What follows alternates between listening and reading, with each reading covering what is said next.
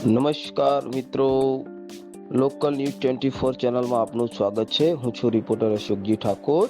આજે વાત કરવામાં આવે તો શંકેશ્વર તાલુકાનું પછાત ગણાતું જેસડા ગામમાં ગામજનોએ જણાવેલ કે અમારું ગામ જાણે સરકારના દફતરમાં ન હોય તેવું જણાઈ આવેલ છે। 4 મહિના પહેલા નાળું બનાવવામાં આવ્યું છે। જેસડાથી રણોદ કાચા માર્ગ પર બનાવવામાં આવ્યું છે। પૂર્વ સરપંચ વણકર ભગાભાઈ અજુભાઈ દ્વારા બનાવવામાં આવ્યું હતું।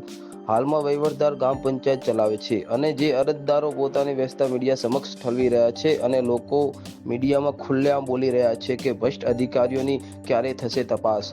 ભ્રષ્ટાચારે માજા મૂકી છે। તાજેતરમાં નાળું બનાવવામાં આવ્યું છે